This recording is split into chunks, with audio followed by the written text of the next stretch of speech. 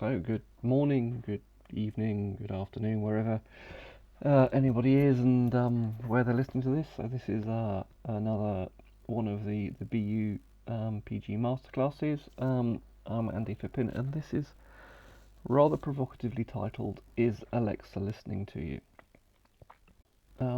But first of all, a little bit about me, just so you know there is a human being there and it's not just some disconnected voice talking over the top of a voiceover. I'm a prof at Bournemouth University, rather grandly called a professor of digital rights. Essentially, I spend uh, a lot of my working life looking at how digital technology affects us and how society, in its broadest sense, attempts to protect and ensure we're safe from harm from the sorts of things that can happen online. Most of my work is around young people and technology, so I probably started in around 2006, so that's how long ago it was. I spent a long time speaking with young people, working with young people, working in schools, doing presentations in schools, uh, looking at how technology affects their lives, looking at areas of risk, looking at whether those areas of risk impact upon or those areas of risk are the ones that we're actually concerned about, or whether there's a difference between what we might refer to as adult concern and reality for young people, and increasingly looking at the legal side of that. So there is a great deal of work going on in the UK at the moment on how to make the UK the safest place to go online in the world. I remain cynical on whether that will actually achieve anything, but I'll talk very briefly about that as we go through. I guess unusually for a lot of the academics in this area, my background is technical, so I have a degree and a PhD in computer science, which means when people do talk about or propose solutions around safeguarding, I'm in a position to be able to see whether that's actually technically possible or not. And as you might expect, while I am based in the computer science department at the university, I do teach across a very wide range of subjects, so law, education, sociology, social work, cyber psychology, computing, all areas where I have done a lot of teaching in the past. Now, I'm going to do this talk, which, while, like I said, it's called Is Alexa Listening to You? But really what I'm going to talk about is uh, misinformation and where we get misinformation from and the impact of misinformation, looking specifically at a piece of work I did a while ago. I should start off with a warning that there are a couple of slightly disturbing themes that we're going to look at in this, not to be deliberately provocative or upsetting, but that is the nature of the work I do. Um, it isn't really for a child audience, and as I said, there's a couple of things I'm going to talk about that can be somewhat disturbing. So I just want to put that out at the start, so there's no shocks along the way. So let's start off with the title. Is Alexa listening to you? Now, this is something I do with a lot of my own students, just to sort of explore where their views on this sort of thing comes from. And one of the things that I do hear quite a lot is, oh yeah, I was talking in the kitchen the other day, and Alexa's there. We've got an Amazon Echo, and I was talking about how I wanted to, for example, buy some new shoes. And then I went on my social media, and there's adverts for new shoes. Alexa must be listening to you, and I'm sure there are some people listening to this who might have had similar experiences where they feel that there is certain eavesdropping going on. It's certainly something that's been promoted quite strongly in the media. These ideas that these devices can't be trusted and these devices do sort of eavesdropping on you, and they're collecting information the whole time, and they're selling that information to other people, which is how it turns out that these adverts end up in your social media feeds. Now, certainly within the UK and across the EU, there are quite strict laws that mean that this isn't possible. There have been examples in the past of companies getting into a bit of trouble for this sort of thing. Certainly, there was a smart TV a few years ago that was collecting conversations in the living room. However, um, I will come back to this at the end, but I'd like to reassure you that unless you start a conversation with Alexa or Amazon or computer, depends on the wake words you've defined on your own Amazon Echo or other device, the device isn't listening to you. They would be breaking the law if they were. What is far more likely is if you are talking about buying new shoes or something, it might be something in the foremost of your mind. Those new shoes adverts might have been there the whole time. It's more likely to be coincidence, or you are posting on social media yourself about the fact you want to buy a new pair of shoes. However, sometimes we don't look at the things that are staring us in the face, and sometimes we look at things that might confirm our view, and I'll come back to that in a little while. But we'll just start with that and then move into some slightly more serious topics, because what we're really talking about here is misinformation, or what has become known as fake news in the last few years, due to various political figures in the main, but also lots of discourse on social media as well. That means that if we see some information and it doesn't agree with our viewpoint, we can probably find another source of information that does. Now, I was asked on Friday with my class, did I think social media was a bad thing? I think social media is neither a good nor a bad thing. However, it does introduce a need for critical thinking that perhaps wasn't there in the past. If, for example, you have someone in a cafe or a pub saying, well, everyone says the earth's round, but actually it's flat. Most of the time, that would just be sort of ignored in a physical offline context. However, if you have those views that the earth is flat, you can go online, you can find loads of videos that talk about it, you can find lots of people on social media with similar views, so immediately you have a source of information there. It doesn't have to be rigorous, but there is a source of information that confirms your opinion. Now, whether that source of information is based upon fact is dubious at best. However, it's there, it confirms your opinion, so why wouldn't you go with that? And there has been a lot of discussion over the years about this term Orwellian. George Orwell wrote about this in 1984, about governments controlling information and only believe the information that comes from us, don't believe the information that comes from anybody else. And you can see that manifesting itself on social media these days, but also people will look for the information that agrees with them. Now, this was the case with quite a serious news story that came out 2 or 3 years ago now, where there was a terrorist attack in London, and someone drove a car over Westminster Bridge. Someone aimed to hit people on Westminster Bridge, and rather famously, the photograph on the left was circulated around the British media. And this Twitter account started tweeting some pretty grim anti-Islamic rhetoric around it, basically implying that, oh look, there's an Islamic person and they're walking past someone who's been injured. They don't care. Now, interestingly, the Islamic person in this image did contact the media and say, well, actually, what happened was I was so shocked I didn't know what to do. I was talking to somebody about this. What had happened. It wasn't the case I was ignoring it, I was just in shock. However, that doesn't feed the rhetoric that wanted to be delivered by this individual on this account.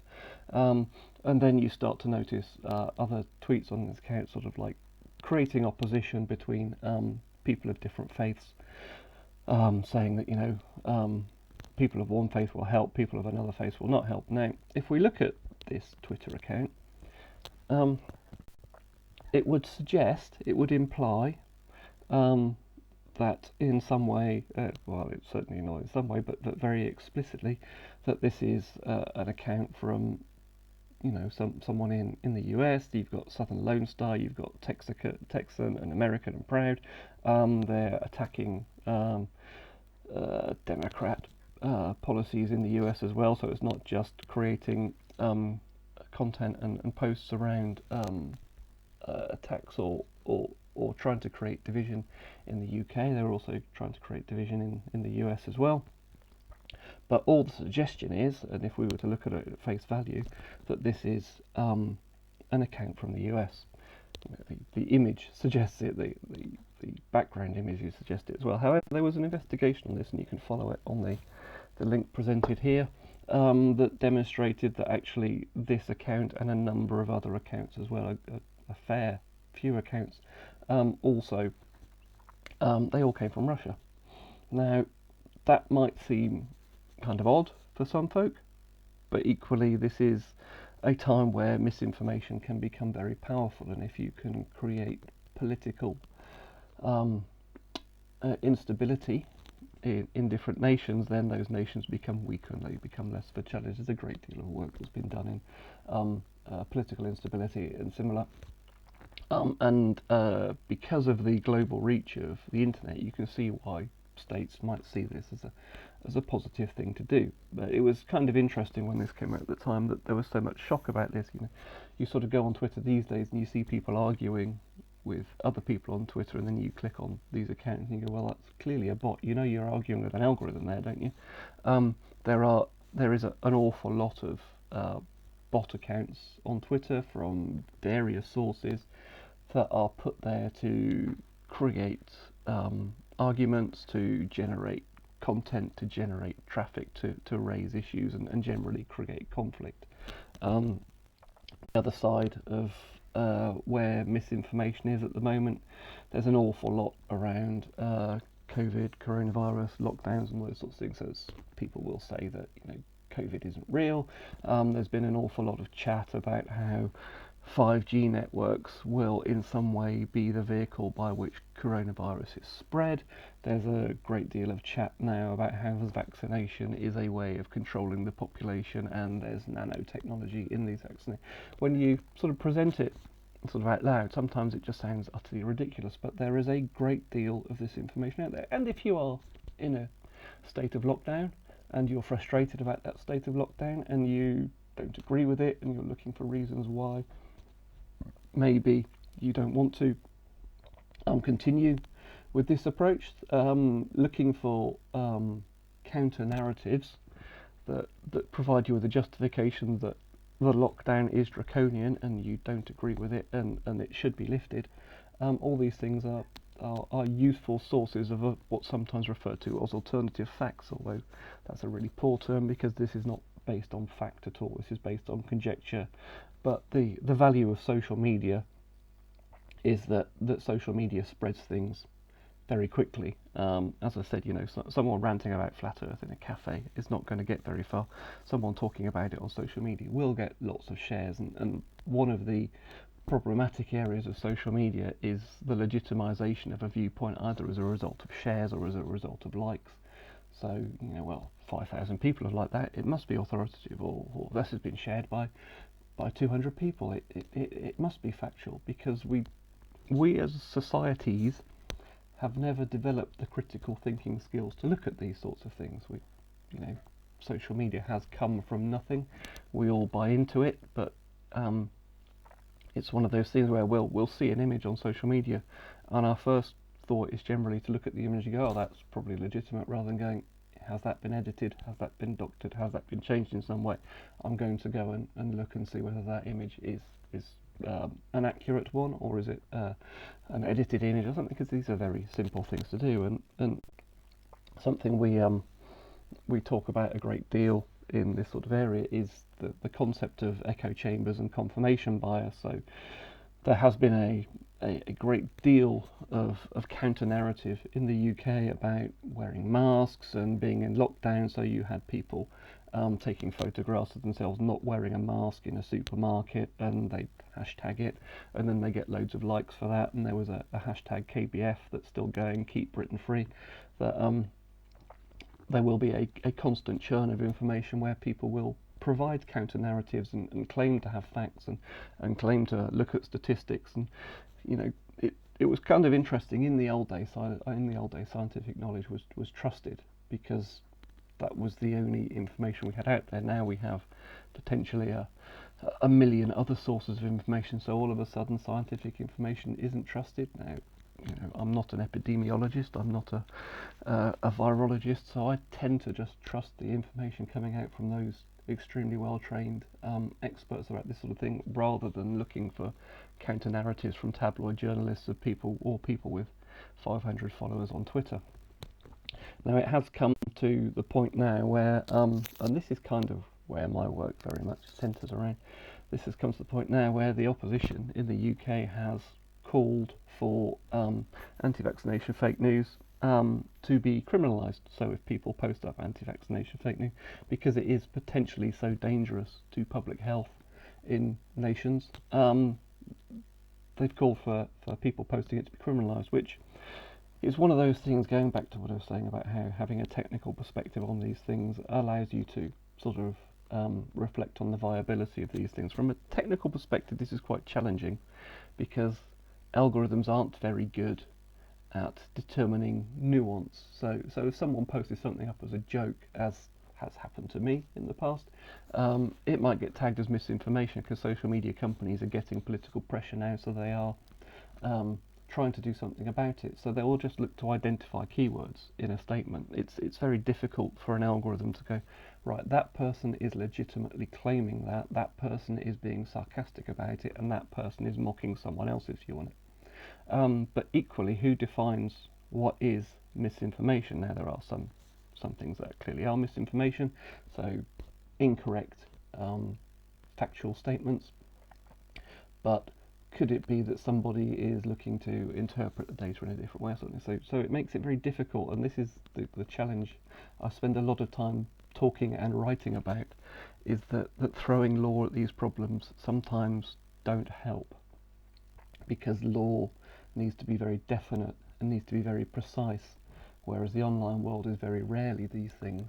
And while people talk about how artificial intelligence is going to change things, artificial intelligence is great, but it has its limits, and it's not very good in massive open systems like social media.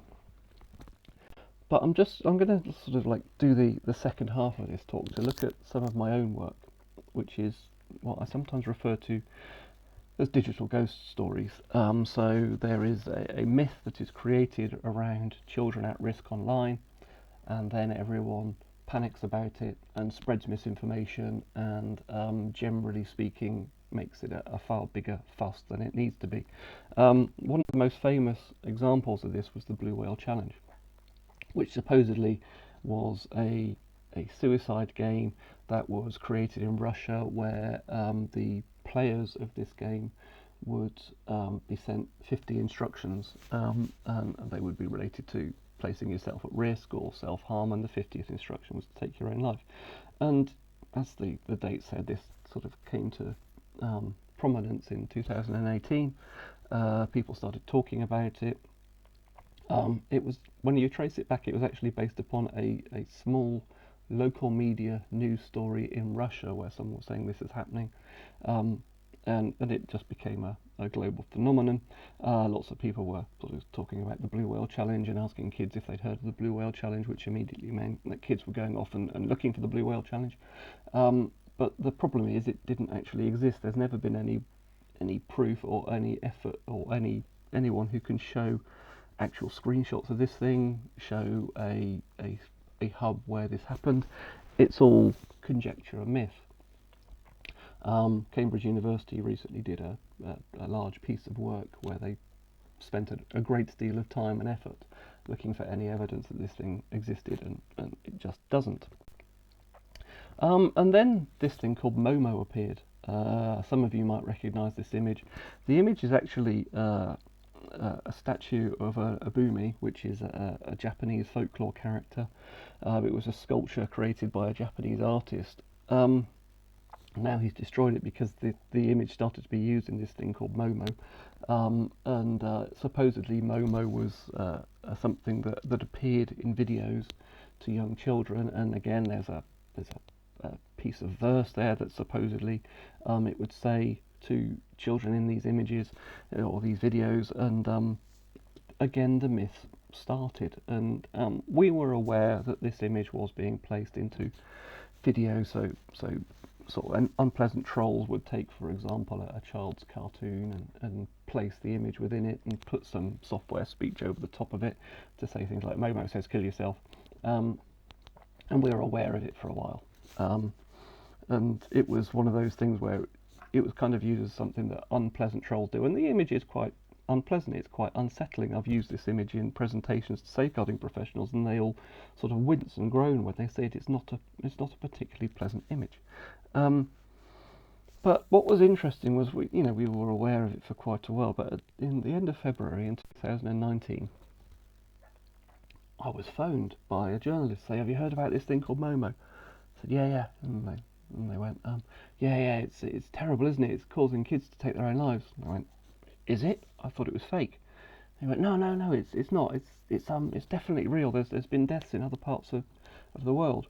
And then around the same time that I was contacted, Kim Kardashian West shared this Instagram post. Now Kim Kardashian West has, I can't remember exactly, but around 17 million followers on Instagram. And this was someone who had heard about Momo, started to talk about it as a real thing. There was lots of myth associated with it, so apparently if children were on a laptop or an iPad, it would wait until the parents were out of the room, then it would appear to the children and tell them to harm themselves or tell them to burn down the house or something. This was, a piece of alarming information that, as if one was a parent, one might be quite alarmed about it. But rather than actually checking this through or anything, this was just shared. Now, if someone with 17 million followers start to share it, you can start to see how people might start to take it seriously. And around the same time in that week, you had people tweeting about it. So that's what the truly incredible comment there is. You had lots of newspapers reporting about it, and you also had organisations who started to put up tips and advice on dealing with this thing, bearing in mind it doesn't exist. There is no evidence to show this was anything more than a few unpleasant trolls putting an upsetting image into videos. And people started to share it far and wide, and this was some Facebook comments from parents who were sharing it. Parents were calling on teachers to talk about it in school. This was down the left hand side there. There's an example. You have a child's video, and halfway through this image appears. It says, "I am Momo, hurt yourself." But this was just trolling. But if you start to look at the number of comments, there's a number of shares. So this is from one parent. Say, parent average sort of Facebook profile, about 500 friends. If it gets shared across 142 different people with a similar profile, you're reaching a massive number of people. And by the middle of that week, everyone was being incredibly excited about it. Academics like myself and Emma Bond from the University of Suffolk and Maria Bauder from Cambridge University were all going, "Yeah, but it doesn't exist." But it didn't stop the social media storm from happening. Now, YouTube, to their credit, did post a statement saying, "Well, now we have heard about the Momo challenge, we have investigated it, and we see no evidence whatsoever that it is actually a real thing," which is quite a brave thing to do in the midst of a social media storm, but it was a very responsible thing to do. Slightly less responsible was the fact that there was a police force in the UK who decided to put out a press release about it. Now, this press release is absolutely fascinating, but what press releases from police generally do is legitimise a viewpoint, because obviously why would the police be reporting upon it if it wasn't serious? So they start off by saying, right, we've had no reports on this, but we've seen stuff in the media and on social media. And then it goes on to talk about what it does. But it doesn't do that because there's no evidence of it existing. However, they're basically taking the conjecture and the rumour on social media, and they are reporting it as fact in a press release. And then I particularly enjoy the last part of the statement saying, "Disgusting that this so-called game is targeting young children. I encourage parents to know what your children are doing and who they are talking to." So that's basically saying there's this thing that is entirely fictitious, but I encourage parents to talk to their kids about it. And this is one thing we saw a great deal this week. This one week where we refer to it as Momo Week. The final week in February in 2019 was Momo Week. This is when misinformation went crazy on this phenomenon. And we heard about head teachers taking whole assemblies full of young children and saying, right children, there's this thing called Momo and you shouldn't go searching for it. And all the young people are kind of going, oh, I've not heard of that, what's that? Now if you do search for Momo, obviously you get the pictures like the picture I started this section with. It is quite disturbing, it is quite upsetting. You probably don't want an 8-year-old child to be looking for it, and what adults were doing was driving young people to look for this thing because they hadn't done their critical thinking and their fact checking themselves. And in terms of impact, because of the work we do, we have access to lots of different sorts of data, and one thing we had access to was the search data for around 2,000 schools in the UK. So these are the search terms conducted in those schools over this period of time. So we said, well, let's have a look at Momo related searches the week before the social media storm happened and the week during the social media storm happening. And it was kind of interesting what happened. So during Momo week, which we refer to as Momo week, Momo related topics were searched for about 35,000 times. This is young people in schools searching for it. The week before, it was searched for 76 times across 2,000 schools. So essentially what this moral panic, poor use of misinformation, etc. did was drive young people to look for something that firstly didn't exist, but secondly had some disturbing images associated with it. And as a result of adult panic, searches for Momo in these schools increased by approximately 45,000%. Now it did die off very quickly because by the end of the week people were starting to listen to folk like myself and other people in the online safeguarding world going, this doesn't exist, can you stop talking about it please? But more seriously, we know from working with organisations like the Samaritans that if you start to put media stories about suicidal ideation into the public sphere, it does drive up people responding to that, and people with who maybe have had thoughts like that in the past will respond to it, and it can be extremely troublesome. It's extremely concerning, and we, as a collective, did put out a call towards the end of that week saying, can there be more responsible reporting on this please, because while this phenomenon isn't real, talking about it in this way does place people at risk. And just in terms of a reflection on this, then a few months later there was a news story that came out locally to where I live to say that Blue Whale Challenge was back, which was kind of interesting because the Blue Whale Challenge had never been around in the first place, and this was again based entirely upon a police report. So that's just a little bit of a flavour of the sort of work I do, and how it ties into the broader context of misinformation and those sorts of things. So how do we tackle this? Now, it comes back, a great deal of these issues come back to just applying a little bit of critical thinking to these situations. Because you see something online, does that mean you have to believe it? No, because basically anyone can post something online. In the old days, we used to talk about, information had to be through a peer-reviewed source. It wouldn't be published until it was reviewed by peers to judge the science in it. Media regulation used to be a lot tighter than it was, so it was if people in mainstream media posted something, there would be a challenge on it if it was inaccurate. Now, depending on the country you're in, that can be very variable these days, but source is obviously an important part of it, but it should be a reflective approach to these sorts of things, and we don't just rely on the fact that, oh, someone I know shared it and it's already been shared 150 times and it's got 5,000 likes, therefore it must be authoritative. Obviously that's not the case. There are a couple of very good fact-checking sites, Full Fact and Snopes, that basically spend their entire existence looking at things that become significant media stories that look like they're potentially misleading, and they investigate them and they put out fact-checking on these sorts of things. But I'd also encourage everyone to sort of break out of their social media bubble, look at alternative sources of information. Don't just rely on what people share on social media, look for the authoritative sources instead. So just to finish, Alexa is not listening to you, just to reassure people that came along to listen to this because they were concerned it was, unless you are firing up Alexa with wake words, and what it's doing then is listening out for instructions as soon as you say that, and it will store those clips, but it's not like it's recording everything that has been said and sharing it with every marketing company in the world. We need to get to a position as a society where we don't just read something, click share, and go, oh my god, this is terrible. We need to take a step back. And this is, for people of all ages.